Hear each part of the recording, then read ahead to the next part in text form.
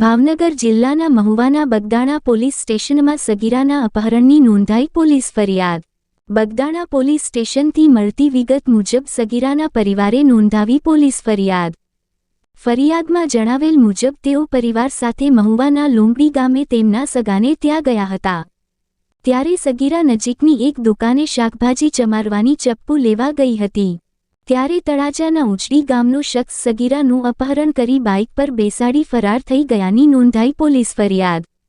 ફરિયાદમાં જણાવેલ મુજબ લોંગડી ગામે પિતાના મામાને ઘરે પરિવાર રોકાયો હતો। ત્યારે 14 વર્ષની કિશોરીને તળાજાના ઉચડી ગામનો જયંતી લખમણભાઈ રાઠોડ નામનો શખ્સ બાઇક પર અપહરણ કરીને નાસી છૂટેલ। સગીરાને લલચાવી ફોસલાવી લાલચ આપી વાલીપણામાંથી લઈ જતા અલગ અલગ ગુન્હાઓ દાખલ કરી બગદાણા પોલીસે તપાસ હાથ ધરેલ।